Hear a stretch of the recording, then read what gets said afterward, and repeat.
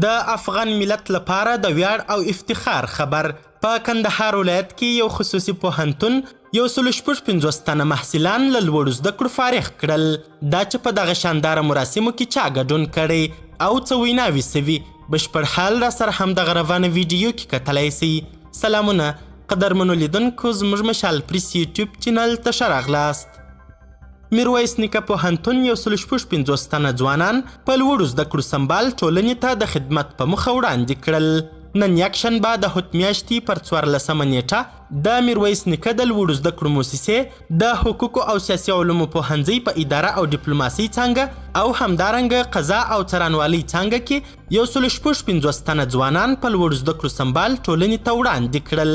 په یاده غونډه کې د میرویس نیکه تعلیمي او تحصیلي ګروپ عمومي رئیس ډاکټر نقیب الله افغان، د محصلانو چارو مرستیال، د پوهنځیو رئیسانو، اداري کارمندانو، استادانو، د ټولنې روحانینو، علماء کرامو، د دولتي او خصوصي ادارو مسؤلینو، د فارغانو والدینو، میندو او خوندو ګډون کړی و. په پرانیسته کې عمومي رئیس ډاکټر افغان ټولو میلمنو ته د ښه راغلاست ترڅنګ مبارکي وویل. ښاغلي افغان وویل کلونه وړاندې مو اولادونه امانت په دې امید موږ ته راسپارلي وه چې په لوړو زده کړو یې سمبال درته وسپارو. نن الحمدلله هغه ورځ راغلې ده او د خپلو استادانو په زیار او هڅو ستاسو اولادونه په عالي تحصیلاتو سمبال ټولنې ته د خدمت لپاره وړاندې کیږي. د ډاکټر افغان په خبره چې د نورو امکاناتو ترڅنګ زموږ د حقوقو پوهنځي محصلینو ته هم د علمي زده کړې لپاره مجهز حقوقي کلینیک چې محصلین به په مسلکي ډول زده کړې پکښې کوي برابر سوی دی.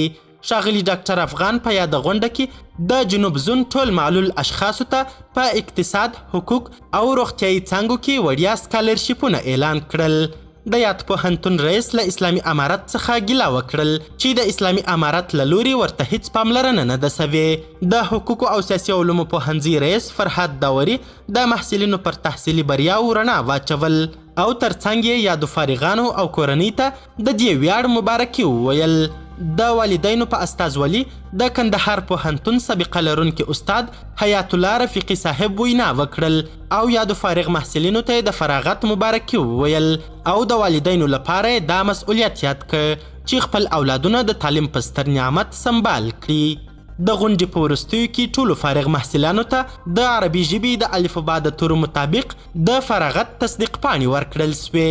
د یادونې وړ ده چې تر دې وړاندې د طب او اقتصاد پوهنځي په فراغت غونډه کې هم نږدې 100 تنه ځوان ډاکټران او اقتصاد پوهان ټولنې ته د خدمت په موخه وړاندې سوي وه. قدرمنو لیدونکو، له توجه مو نړۍ مننه. د لا زیاتو او نورو لحظه پر لحظه خبري مطالبو لپاره له مشال پریس سره پاته سئ او همدغه یوټیوب چینل مو سبسکرایب کړئ. تر بیا او بلې ویډیو ښه وخت ښې چارې. د الله پامان.